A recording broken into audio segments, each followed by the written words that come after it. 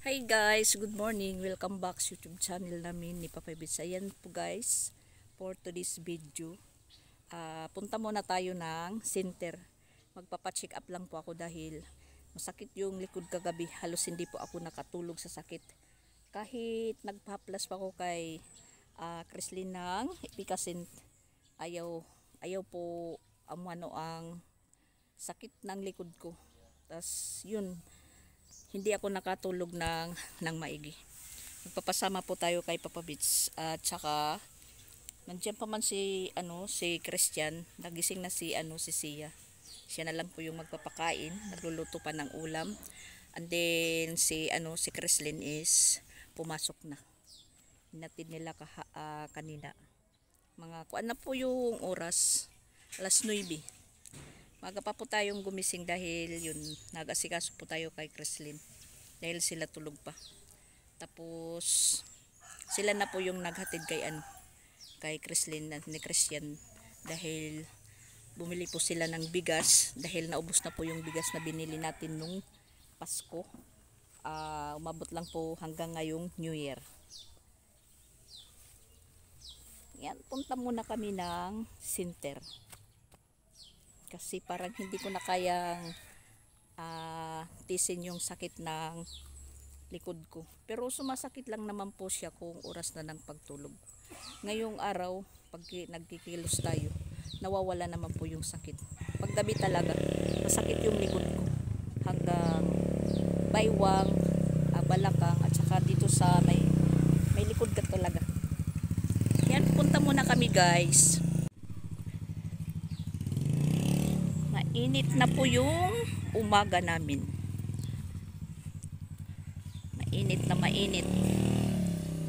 Walang planong umulan na magkaroon na naman ng tubig sa ilalim ng lupa. Tao yung bahay nila Madam. Iwan ko kung nasaan si Madam.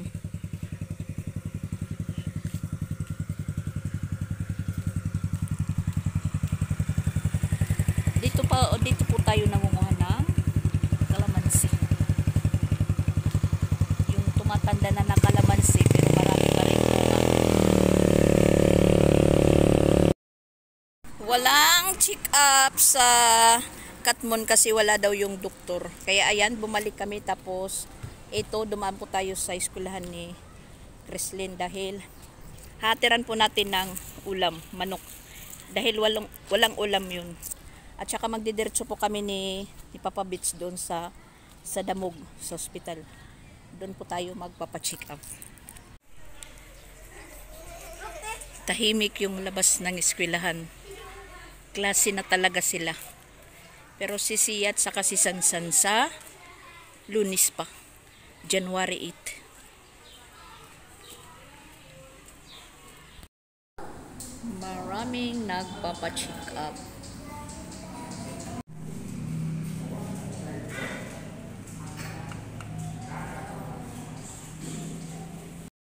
Ayan, ending po natin guys, isinakay po tayo sa wheelchair dahil ang taas ng dugo ko. Taas ng BP, 210 over 120. Ayan, in-inject tayo para sa pain reliever. Pina-relax muna po tayo dito, pinahiga. Habang si Papa Bits nandun sa labas. Kasi hindi ko na talaga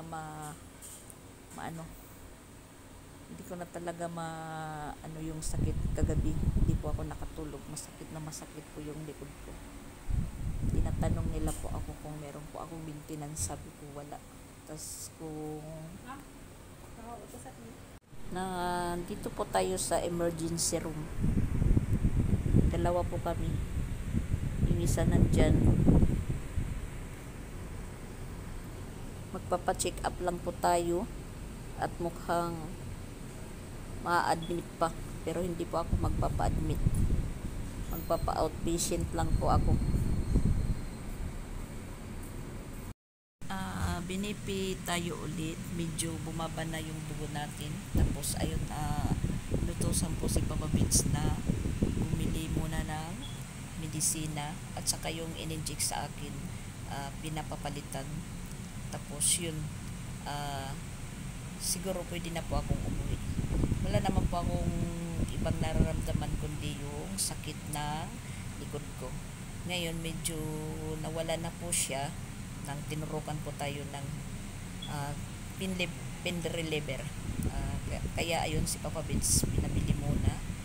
Tapos sabi ng nurse, hintayin lang daw po no yung desisyon ng doktor kung pwede na po tayo umuwi.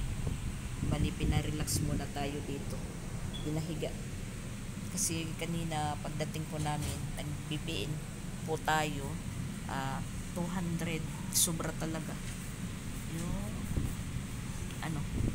yung dugo ko. Tapos ngayon binipi na po ako, nakadalawa, parang malaki na po yung binaba, pero yung over ganun pa rin, 180 over 120. Medyo kumalma na po yung sakit ng likod ko. Magpapa-check up lang sana po tayo. Mauwi pa yata sa admit. Parang ma-admit pa pero hindi po ako magpapa-admit. Magpaparesita lang po tayo.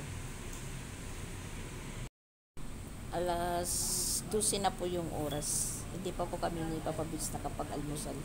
Nang umalis po kami dahil alas 9. Pagkatapos silang maghatid kay Chrislyn. Tapos kay dito na sir. Natagpang kuwan? Medisina? Pera medisina. Usala? Tulong nga. Napalit mo tulong.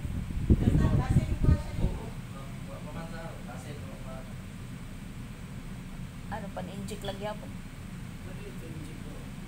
Tapos sa tablitas.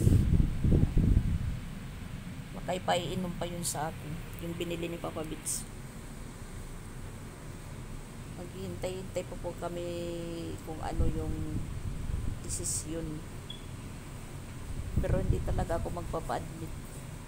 Outpatient lang po tayo guys. Maraming may iwan. Maraming asikasuhin. Nandoon pa naman po yung papa nila Chrislyn. Parang hindi pa babalik. Siya lang muna yung magbabantay sa dalawa.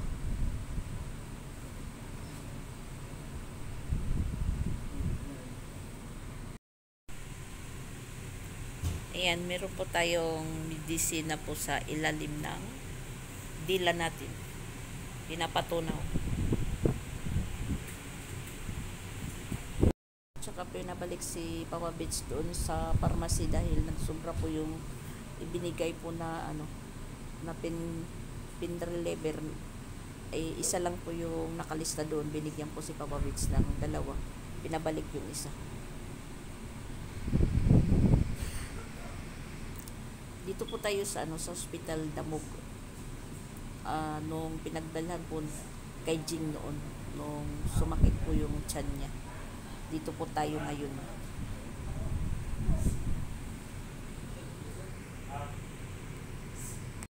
At ayun, pinapunta si Papa Vince sa laboratory kasi ipapa-check up yung natin, dugo at saka ihi. Si Papa Vince yung nagpunta doon. I-check upin po pa yung natin, dugo at saka ihi. Kailangan pong ipalaboratory po ako. At andun nakapasa na po tayo ng ihi natin. Hihintayin ko na lang po yung kukuha ng dugo. Magkukuha ng dugo sa atin. Si Papa Vince yung natin, runner. Siya po yung nagpupunta doon sa laboratory. Balak ko pa naman sana yung ngayon maglaba, pero parang hindi ko na talaga matiis yung sakit ng likod ko. Yun, sinabi ko kay Papa Vince, punta muna tayo doon sa center doon sa sa Katmon. Timing naman po wala yung doktor, bukas pa daw. Pero sabi ng nag-assist doon, kung hindi na daw matiis yung sakit, pwede naman daw kami magpunta dito sa Damog. Kaya ayun, nagdiretso po kami na ipapabits dito, pero bumalik muna kami doon sa bahay dahil wala po kaming dalang helmet. Kumuha muna kami. Buti na lang po na hinatiran muna namin ng ulam si Chrislyn kasi ano na po yung oras, alas 12 na ang halian na. Tsaka doon sa bahay timing naman po na meron na tayong sinaing. Tas ayun na, pag alis namin ni Papa Bits, nagluluto ng ulam si Christian. Talagang pinapaano muna tayo, pinaparelax. Wala naman talaga akong nararamdaman na kahit ano.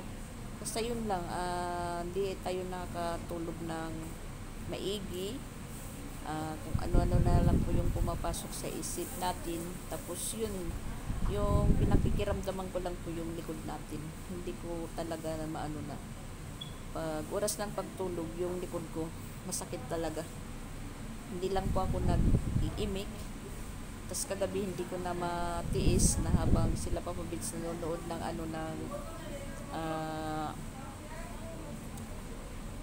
movie. Kasi yung projector ni Jing andyan naman sa bahay. Yun po yung pinaka-TV nga namin ngayon. At yun, nanonood sila ako nandoon sa kwarto. Tapos tiyawag ko si Chrislyn, nagpaano po tayo ng Epicacin oil na para maliligo na po tayo sa Epicacin. Yun, medyo nawala, pero pagka maya-maya masakit na naman. Hanggang magdamag, sakit na yun. Hindi ko maintindihan kung anong forma yung paghiga natin. Basta yung nararamdaman ko lang na masakit yung likod ko hanggang sa umaga na. Nagpa-alarm tayo ng alas 5. Tapos ayun, umangon na lang po tayo, nagsaing kasi yun, papasok na si Chrislyn.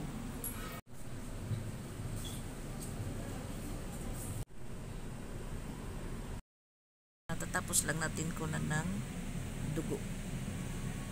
Tapos ayun, yung isang pasyente kinukunan din.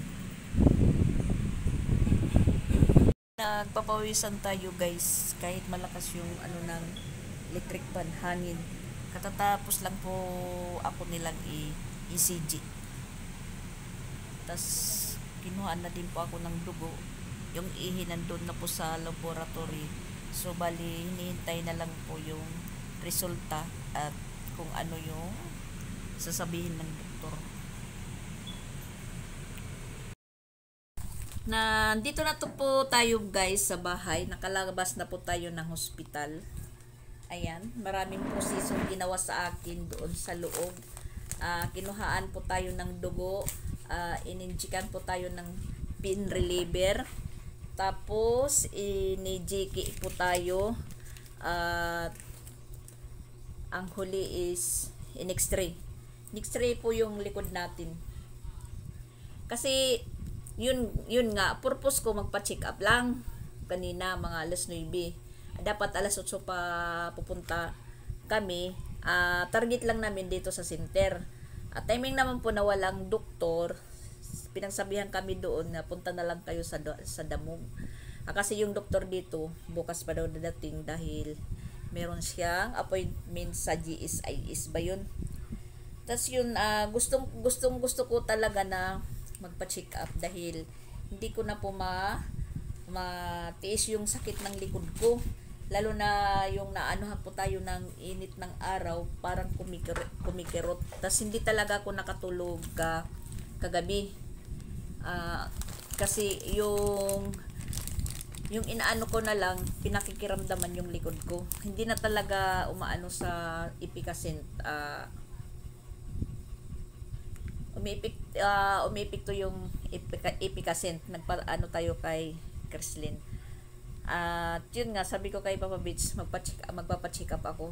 Tapos ang target ko doon sa private, yung may bayad na diretso medisina. Pero naisip ko naman, pag nagpunta lang doon, sasabihan lang, anuhan ka lang ng BBPin, tapos yun, tatanungin ka lang kung anong masakit, ganun ganon, tapos resetahan ka lang, tapos bibigyan ka na ng ganung halaga yung babayaran mo. Kasama naman po yung yung medisina. Parang hindi ka ba kontento. Yun, nagpunta kami sa Damog, at timing naman, maraming nagpapa-check up, pero iba-iba. Yung iba nagpapa-BP lang, yung iba nagpapa-check up, yung iba nagpapa-immunize. Balik kami na nagpapa-check up na medyo may edad-edad na. Apat lang, ipang-apat ako, tas akong huli tinawag. Tas yun nga, binipi ako. BP ko sa umpisa, 210 hanggang 126. Tas sabi nag-BP sa akin, ganun lang ba yung yung nararamdaman ko? Sakit lang ng likod. Sabi ko, upo. Tinatanong nila kung yung kabuyok ba, yung parang nahihilo, 5 hindi, nasusuka, 5 hindi. Basta yung likod ko lang yung iniinda ko ng sakit. Medyo matagal-tagal na po, maghigit 1 buwan na po na masakit yung likod ko. Pag natutulog lang pag gabi, yun po umaatake yung likod ko, masakit. Tas pag umaga naman, syempre nagtatrabaho tayo, nawawala. Pag wala tayong ginagawa, yun umaatake yung likod natin na masakit. Tas kanina hindi ko na talaga ma-taste yung sakit, tas hindi na tayo nakatulog kagabi, magdamag na. Yun, sabi ko magpapa-check up na ako. Papa-check up talaga.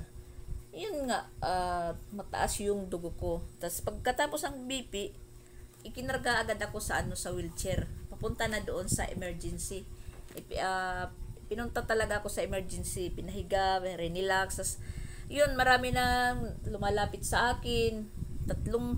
Tatlong nurse or mga kung mga yun sila, mga kuan lang, mga yung may mga utility, ganun, kasi nagpaka-green lang naman po sila. Ikaw si Astoros, oo, yun, tinurukan ako ng dito para mawala yung sakit ng likod ko. Tas pinabili si Papa Bits ng medisina, merong dito sa dila ko. Tas sabi kay Papa Bits, ipapalaboratory mo siya. Binigyan si Papa Bits ng request, papunta laboratory. Yun, hindi alam ni Papa Bits kung saan yung na natuntun na lang po niya. Tas yun, binigyan po siya ng lalagyan ng ihi. Tas yun, linagyan ko. Tas siya naman po nagpunta doon sa laboratory. Tas at hinintay po ako na kunan ng dugo. Medyo masakit po yung pagkuha ng dugo. Tas pagturok ng pin reliever. Tas ayun, na pong oras ngayon, mag-alas 4 na. Alas 9 kami nagpunta doon sa Damog Hospital. Ngayon lang po kami na nakauwi. Yun ang last. Pinasa naman po katapos ng ECG. Normal naman lahat yung resulta ng lab ko. Tas yun, sabi ng doktor, relax ka lang muna dahil yung dugo mo tumataas, bumababa. Naka-5 po ako magbalik-balik na BPin. Yung pangalawa, nag-190 na lang over 120. Tapos pagbalik yung isa, binipid. Dalawa-dalawang BP yung ginagamit sa akin, yung Dipindot, tapos yung digital, yung ginagamit sa sa pag-BBP ko. Yun, mataas talaga yung dugo ko. Nag 190 over 126. Tapos balik na naman 170 over 120. Tapos yun na. Tapos balik na naman, nag 200 na naman. Sabi nila, relax lang. Nakahiga naman ako. Relax. Pinapagpawisan na po ako doon dahil yung sa likod mainit. Pinapagpawisan na ako sa kahiga doon. Kahit malakas po yung hangin at saka nakaandar pa yung aircon. Tapos ang iniisip ko talaga, talagang ma-admit po ako dahil sabi nila, nahihilo ka ba? Nasusuka ka ba? Talaga bang sigurado ka ng ganun lang yung ano yung nararamdaman mong sakit? Singko, opo. Yung likod lang talaga. Tinanong ko sila, yung kulang ba sa tulog? Nakaka-high blood din. Sabi ng isa, oo. Yun. Kasi yun nga sa unang mga vlog ko, higit mag-isang buwan na po tayo, hindi po nakakatulog ng mabuti. Tapos kagabi, parang nararamdaman ko yung sakit ng likod ko, parang umaabot na po dito. Tapos hanggang sa tiyan ko. Yun, naisipan na po ako magpa-check up. Kahit sa center lang. Kasi wala tayong budget. Yung libre lang na pa-check up. So ngayon, nakahanap po tayo ng pera dahil yung X-ray po 580, tapos yung ECG 300, tapos yung laboratory 155 siguro.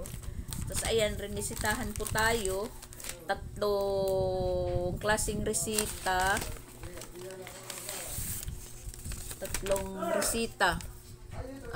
yung naintindihan ko lang po, maintenance ko daw, lasartan. Pareho na kami ni Papa Bits, may lasartan. Tapos yung isa, ano to sa initlag, hindi ko maintindihan sulat ng ng doktor. Basta ito daw importante inumin ko yung dalawa. Hindi mag-absent mag-inom. Tapos itong pangatlo, yung reliever na para sa likod ko. Gabi, umaga at sa gabi. At hindi pwede din kung makakaramdam lang daw ng sakit ng likod, doon lang po ako iinom, hindi po araw-araw. Pag nakakaramdam lang ng sakit. At yun nga, nagpa-x-ray po tayo, tas Lunes pa makukuha yung x-ray natin. Sabi ng doktor, makuha yung resulta, babalik na naman po tayo doon sa doktor, yung doktor ko, na syempre, yung kaparis, pambayad. Yung itinurukan nilang reliever sa akin, pinalitan ko. Kasi, yun na lang daw. Pinabili si Papa Bisas, pinalitan ko. So, ngayon, ang ending po, gutom. Kain muna tayo, tas inom na po tayo ng medisina. Meron na po tayong medisina. Magpapa-check up lang po talaga tayo. Mauuwi pa sa admitan. Kasi binabalik-balikan talaga ko ng mga doktor. Sinasabi nila nga, sigurado ka daw. Oo, sabi ko, sa likod lang yung masakit sa akin. Likod, wala nang iba. Kasi daw ang taas ng dugo mo.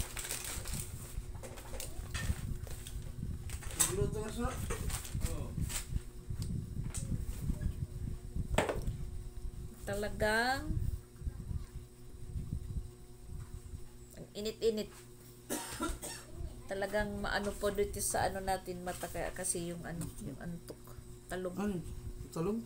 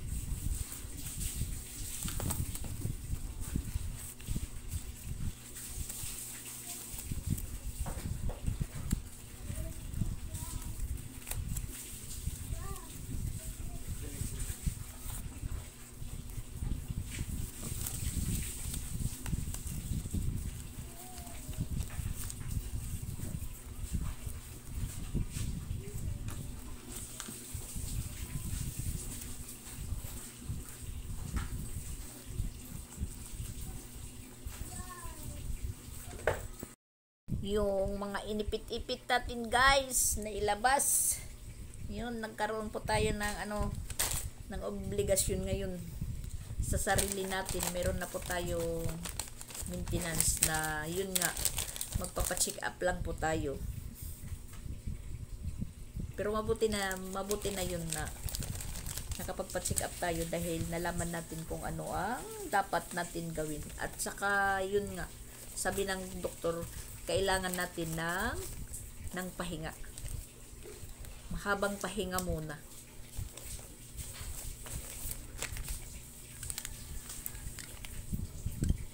Kasi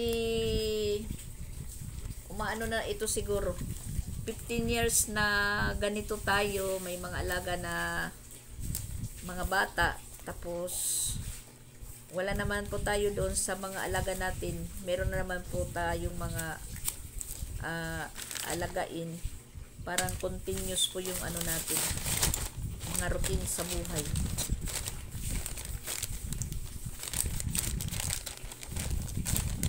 Pero okay lang, ganyan lang talaga ang buhay, laban lang.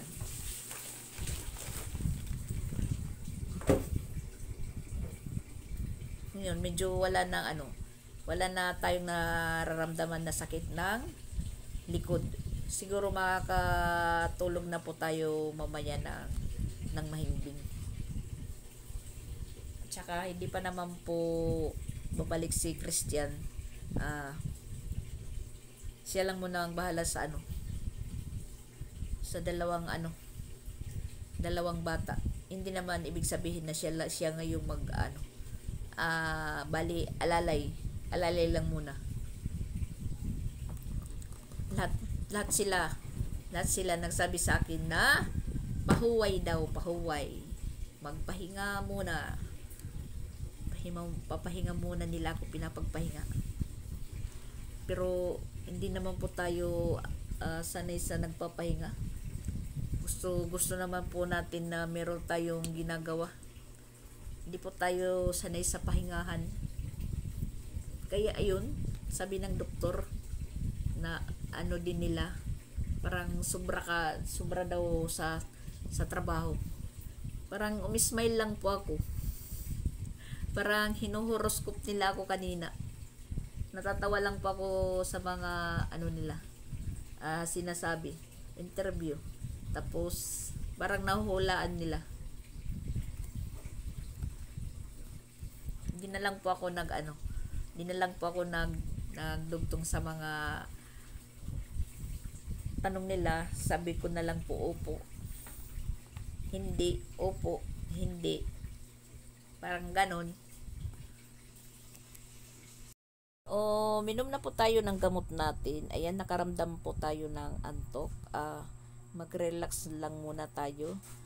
Mag-aalas 5 na po ng hapon. Hayaan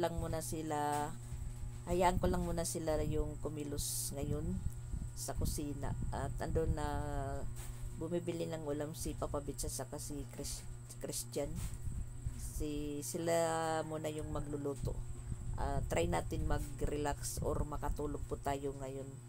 Kasi medyo nakaramdam po tayo ng antok, uminom po tayo ng mga gamot na irinisita sa atin ng doktor.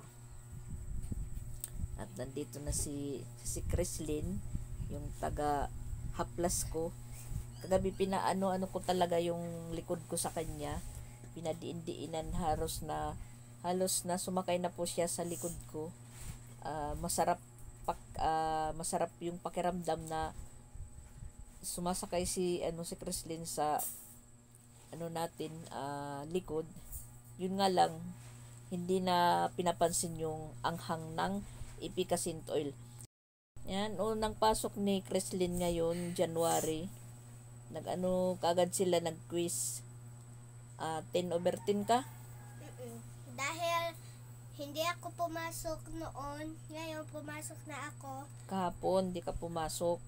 Tapos, binigyan po ako ng test paper, natapos ko naman saktong-sakto lang, sabay na kaming ipa-check. Na-perfect ka. 10/10. Kasi kahapon nga, hindi ko po siya pinapasok dahil alanganin sa tulog at saka pagod sila sa 2 araw na pagliligo, ligo sa bukid, paligo sa dagat. Parang naano po ako gisingin siya sa Lunes kasi alam kong kulang sa tulog at pagod. At yun, hindi po siya nakapasok. Ngayon naman, kanina, yun nga, hindi tayo nakatulog ng hanggang magdamag dahil iniinda po natin yung sakit ng likod natin. At nagising din tayo, inasikaso ko siya. Nang magising yung papa niya, mga mag-alas 7 na, binibisan na po niya. Binibisan ko na po siya. Tapos, yun. Yun, ang akala ko nga talaga, ma-admit ako. Pero sabi ko, hindi ako magpapa-admit. At nakapag-relax naman po ako doon. Inobserbahan naman nila ako hanggang sa bumaba yung dugo ko. Ayun, inano nila ako, kinuhaan ng dugo, tapos ihi. Yun, pinalab, tapos sinintay yung resulta hanggang sa ECG, pina-ECG ako. Yun, lahat-lahat na lumabas yung resulta. Normal. Tapos, balik naman agad yung doktor na, sigurado ka? Okay naman kuno yung resulta ng lab mo. Yung dugo lang talagang problema sa inyo, sa'yo dahil tumataas, bumababa. Yun, nilagyan po nila ko ng medisina sa ilalim ng dila. Tapos meron po silang inipit sa akin. Tapos siguro mga 1 oras ako balikan. Tapos binipi ako uli. Yun, naging 150 na yung yung dugo. Yung dugo ko 150 over 100, pero sabi nila mataas pa rin. Ayun nga, binigyan lang muna ako ng reseta. Tapos binigyan ako ng x-ray para pag pin-x-ray yung likod ko para makita kung ano talaga yung resulta ng sasakit ng likod ko. Pero alam kong tayo sa trabaho, parang over fatigue, tas siguro may hangin yung katawan natin na kinakailangan po natin na magpa-reflection. Parang ganun yung pareho kay Ate Cha, yung ginagawa ni Nanay Lily sa kanya, na yung may magmawasahe kasi kahit si Chrislyn lang, masarap po, pinapatungtong ko siya sa likod, parang tumutunog yung yung likod ko, masarap yung pakiramdam. Nung nandito po si Mama Walin, yun, dapan niya po ako, yung kamay ko pinapadaganan, tas dinidiin niya, talagang tumutunog, crack, parang maghihiwa-hiwalay na po yung mga buto ko, pero masarap yung yung pakiramdam. Si Papa Mitzi wala, hindi naman alam mamasa-masahe. Kung lalaki siya, parang walang lakas na mabuti lang po siya kung siya yung minamasahe. Pero sa akin, hindi po niya alam. Kahit ito lang nakakapamasahe. Kung naabot ko lang yung likod ko, hindi na po ako mag-uutos. Pero ngayon, binigyan po tayo ng pain reliever. Medyo okay na po yung pakiramdam natin. Hindi na po masakit. Basta yung medisina na binigay sa akin para pangsakit sa likod, 2 tablitas po yung pinainom. Tapos kung kung hindi na nakakaramdam ng sakit, hindi na pinapainom. Yun. Tapos yung 2, yun na daw yung pinaka-maintenance ko. Tapos yun, marami ng bawal.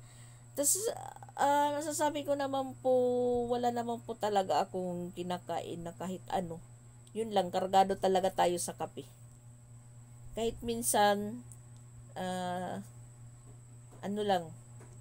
yung minsan lang tayo kumain ng pagkain, yung nakakaramdam lang po tayo ng gutom, yun lang po tayo kakain.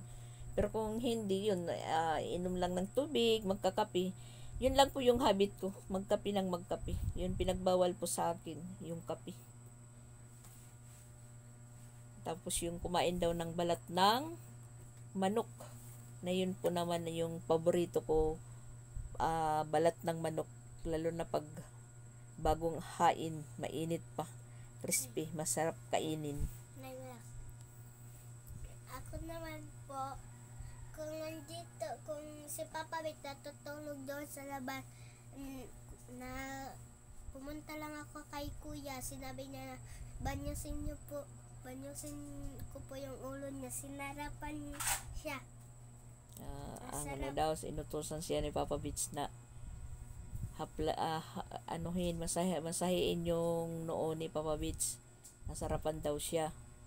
Ako talaga, wala naman talaga akong ganong nararamdaman sa katawan. Yung ano lang talaga, yung likod ko na kagabi, parang pakiramdam ko, ganito, tumatagilid ako paghiga. Parang nararamdaman ko na yung sakit na pupunta na po dito. Masakit na parang gumaganon. Tapos, yung tiyan ko na parang medyo puno ng hangin na mabigat. Yun po yung nararamdaman ko. Kaya naiisip ko na, sabi ko, bukas magpapaano talaga ako, magpapa-check up. Yun nga, sabi ko, Papa Beach, punta tayo dun sa center. Sakto naman na wala yung doktor, bukas pa. At sinabihan po ako na kung hindi mo na kaya, diretso ka na lang doon sa Damog Hospital. Yun nga, nagpunta kami doon. Yun ko nalaman lahat-lahat yung mga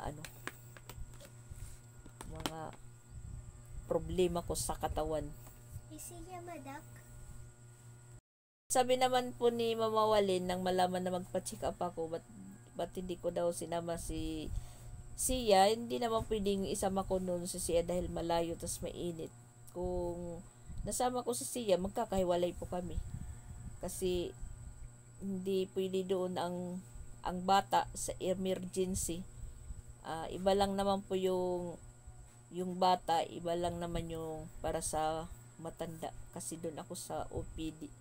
Iba naman yung mga bata kanina yung check-upan, iba lang yung may mga tas hindi talaga pwede doon siya sa pinasukan kong emergency dahil habang naghahapon marami po yung ipinapasok na ganun din yung sitwasyon sa akin. Meron nga pinasok doon na tingin mo matanda na po siya, matanda na lalaki, pero isang manginginom pala siya. Dalawang kapatid yung nagdala sa kanya.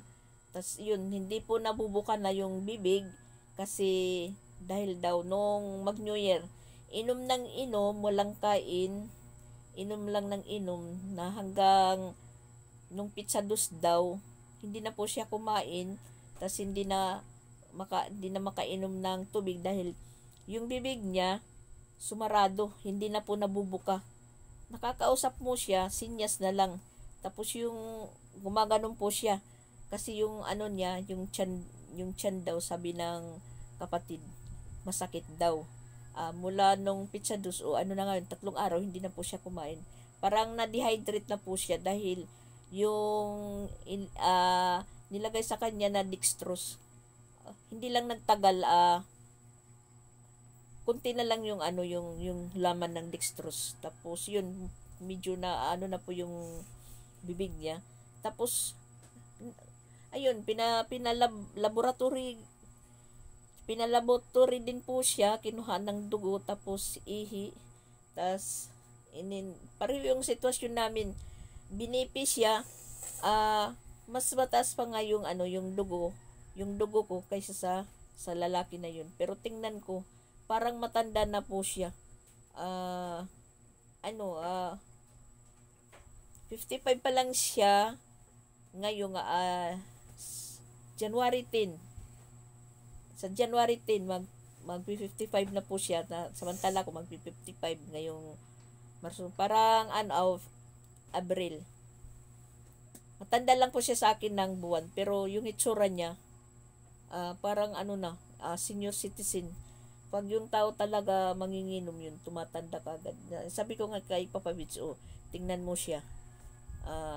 Kasi daw ayaw magpasaway ng lalaki. Inom ng inom, hindi kumakain, na kahit anong inumin, na pangpalasing, iniinom.